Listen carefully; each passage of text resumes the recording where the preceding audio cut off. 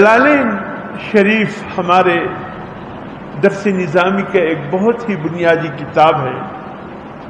کہیں درجہ سادسہ اور کہیں درجہ سابعہ، یعنی چھٹے درجے کا کتاب ہے.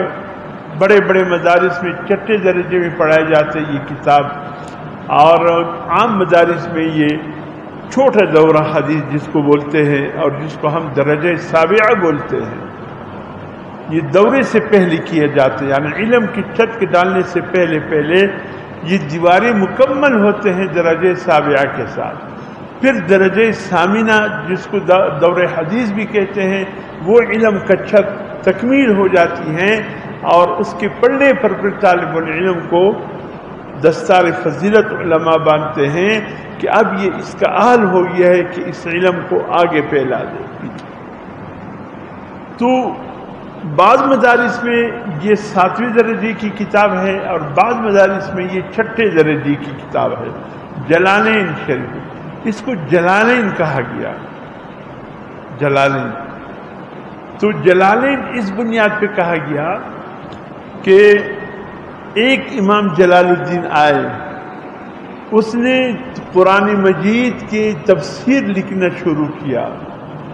اس نے یہ چاہا کہ ابتدائی 15 پاروں کی تفسیر بہت زیادہ ہے، اس لیے کہ اکثر قرآن کی جو مدنی صورتیں ہیں جن میں مسائل ہیں، احکامات ہیں، وہ ابتدائی 15 سپاروں میں بہت زیادہ ہے، اور آخری 15 سپارے اس میں ایمانیات کے حوالے سے باتیں زیادہ ہے. اللہ پر ایمان، عقیدہ توحید پر ایمان، رسالت پر ایمان، قیامت پر ایمان، یہ تمام جو ایمانیات کے حصہ ہے. 7 تو وہ بنیادی چیزیں ہیں، اور 8واں حضور صلی اللہ علیہ وسلم کے ختم نبوت کا مسئلہ ہے. تو ان 8 ایمانیات پر ایمان لانا بہت ضروری ہے. اس حوالے سے جو تذکرہ ہے، چونکہ ما کان محمد ابا احد من رجالکم، یہ آیت بھی آخری 15 پاروں میں موجود ہے، اور محمد الرسول اللہ کے الفاظ ہیں جتنے ایک کو چھوڑ کر جو 4 پارے میں، باقی سب آخری 15 پاروں میں موجود ہے. تو اس لیے امام جلال الدین سیوطی ہیں یا رومی، یہ 2 ہیں. ایک نے لکھنا شروع کیا جب سورہ فاتحہ لکھا، جب الف لام میم اٹھایا، اب سمجھ میں آیا کہ بہت تفصیل طلب ہے. ایسے کرتا ہوں میں سورت 16ویں پارے سے شروع کر کے والناس تک پہلے لکھتا ہوں اس کا تفسیر، باقی 15 پاروں کی تفسیر اس کے بعد لکھتا ہوں. اس لیے جب تفسیر 15 پاروں کی آخری مکمل کی، انتقال ہو گیا اس کا. اب یہ تفسیر بیچ میں رہ گیا. 15 پاروں کا تفسیر ہو چکا ہے، 15 پاروں کا تفسیر باقی ہے. اب یہ 15 پاروں کی جو تفسیر ہے یہ تو پڑھی جاتی ہے 16 سے لے کر 30ویں پارے تک. تو لوگ دعا کرتے تھے، علماء دعا کرتے تھے، یا اللہ کوئی ایسی ہستی پیدا فرما دے جو ابتدائی 15 کی بھی تفسیر لکھ دے. اتفاق کی بات ہے کئی صدیوں بعد اللہ پاک نے ایک دوسرے جلال الدین کو پیدا فرمایا. وہ بھی وقت کا بہت بڑا امام تھا. اول پھر 15 پاروں کی تفصیل الف لام سے لے کر کے سورہ بنی اسرائیل کے لقد جئت شیئا امرا تک، یہ تفسیر پھر دوسرے جلال الدین نے لکھا. تو وقفے کے ساتھ یہ دونوں جلال الدین کی یہ تفسیر مکمل ہوا.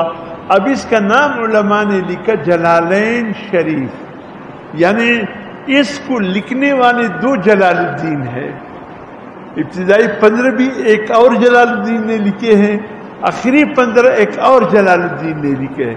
اس لیے اس تفسیر کا نام ہی جلالین پڑ گیا.